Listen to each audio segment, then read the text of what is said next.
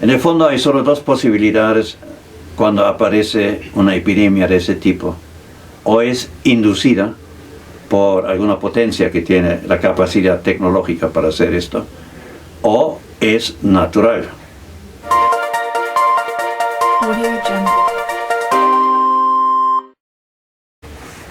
Mira, cuando yo estaba en Canadá en la Universidad de Simon Fraser en Vancouver, yo trabajé un tiempo sobre la guerra biológica química, que en aquellos tiempos de la Guerra Fría todas las potencias habían desarrolladas. Entonces, en los documentos aparecen los agentes patológicos idóneos para la guerra biológica, qué medidas se pueden tomar, etc. Y entonces yo me enteré básicamente que en el metro de Nueva York, la CIA había hecho pruebas de guerra biológica al difundir aerosoles con microagentes patológicos de tipo influenza para checar si los usuarios del metro se dieran cuenta que era una acción deliberada. Habían acomodado cámaras que eyectaban pequeñas dosis de ese agente.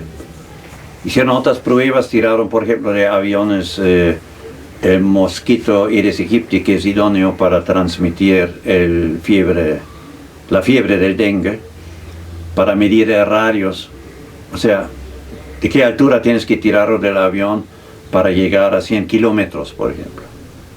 Luego, otro agente que investigaron era la fiebre aftosa africana de los puercos.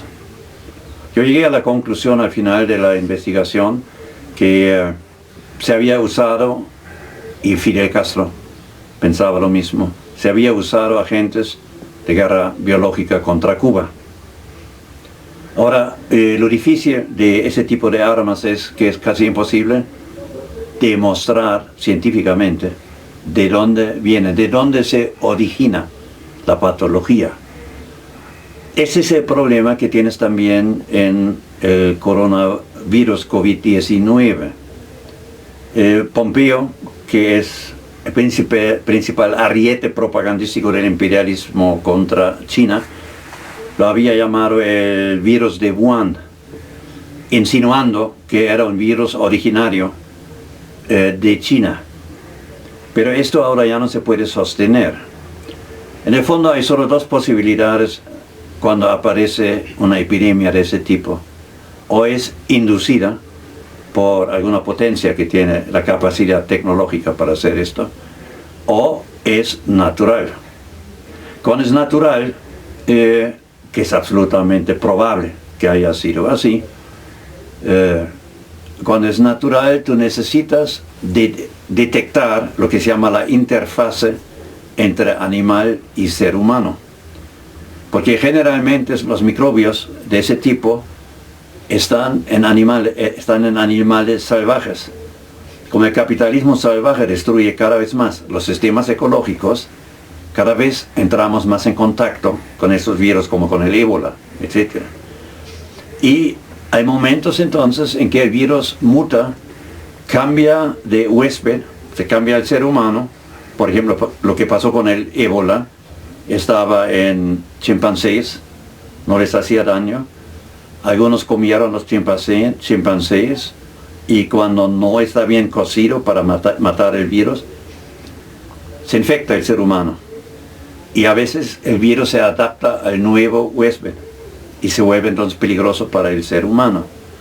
Entonces esa interfase entre animal y ser humano todavía no la conocemos muy bien, porque apenas tenemos 2 meses y medio investigando, y tú necesitas un detector serológico en la sangre que prácticamente te relata la historia de la infección para que puedas llegar al paciente cero, es decir, el primer paciente que muestra ese síndrome, en este caso del coronavirus.